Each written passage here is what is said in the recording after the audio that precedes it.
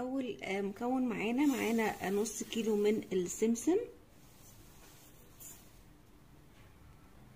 عليه كوبايه مليانه من الدقيق. هرفع المكونات بتاعتي على النار.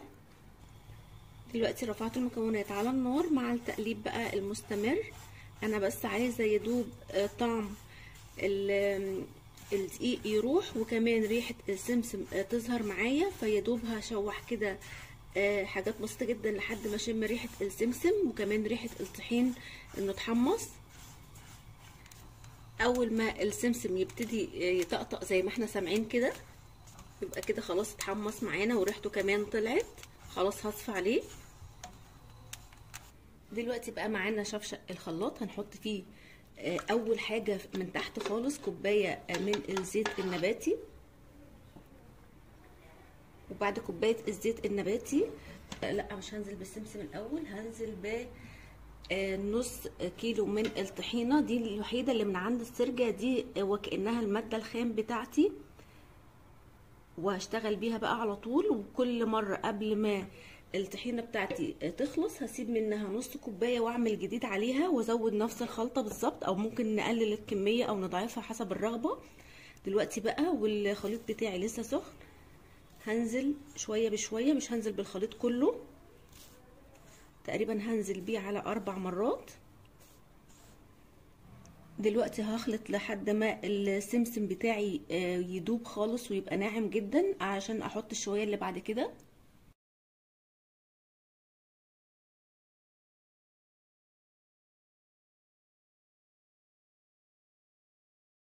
زي ما احنا شفنا في الفيديو، فضلت اقلب كده بالاسباتيولا اساعد ان الخليط بتاعي يلف بسهوله عشان الخلاط بتاعي ما يتحرقش. وطبعا شويه ونفصل، مش نشغل الخلاط بتاعنا على طول كده. اول شويه ضربوا بقوا ناعمين جدا. دلوقتي هنزل بشويه كمان ونفس الخطوات هي واساعد برضو بالاسباتيولا لحد ما اخلص كل الكميه اللي معايا، ما تقلش على الخلاط بتاعي علشان ما يتحرقش مني. من غير كبه، من غير اي حاجه خالص، سهله جدا وبسيطه. دلوقتي بعد ما ضفت كل الكميه اللي معايا، اخر حاجه بقى هضيف كوبايه كمان من الزيت، يبقى انا استعملت كوبايتين بس من الزيت، ومعلقه صغيره من الملح، معلقه كبيره من السكر، وهكمل خفق لحد ما الطحينه او السمسم بتاعي يبقى ناعم جدا جدا جدا. كوبايه الزيت دي مهمه كمان، بتساعد الخلاط. هو مش تقيل ولا حاجه، ولكن القوام مش عايزاه يبقى تقيل قوي عشان يبقى مظبوط معايا، فزودت الكوبايه التانيه وده المعيار المظبوط. دلوقتي اخر حاجه بقى هنضيف معلقه كبيره محترمه كده من الملح، ونخلط لاخر مره. نشوف بقى القوام المظبوط معانا، تحفه جدا، ريحتها بجد تجنن، وحياه ربنا احلى من اللي بره. احنا حاطين نص كيلو من اللي بره، ولكن السمسم اللي احنا حمصناه في البيت مع الدقيق بجد تحفه جدا. وكمان كده لسه سخنه، هوريها لكم كمان لما تبرد.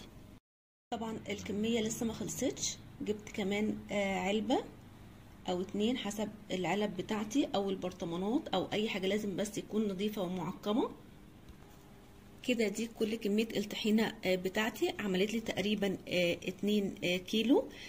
طبعا لو عايزين نزود الكميه هنزود زيت، هنزود دقيق. انا ما حبيتش يكون طعم الدقيق طاغي، عشان كده حطيت كوبايه واحده بس. احنا ممكن نحط كوبايه ونص لحد كوبايتين معانا، ممكن نحط او كوبايتين ونص كمان. بس انا حابه طعم السمسم يكون غني وطعمه حلو، ومش طعم الدقيق اللي طاغي على الطحينه بتاعتي. وبكده بقى قوام الطحينه بتاعتنا بعد ما بردت، كمان مش في التلاجة ولا اي حاجه خالص. شايفين بقى القوام الحلو المظبوط ده، وصفه ريحتها بطعمها وحياه ربنا رغيف عيش ونقعد ناكل كده من غير اي اضافات. طعمها بجد حلو قوي. يا رب وصفه النهارده تكون عجبتكم، واللي يجرب الوصفه وتعجبه يا ريت تسيب رايه في كومنت، واول مره يشوف قناتي يعمل اشتراك، واللي عجبه الفيديو يعمل لايك. سلام.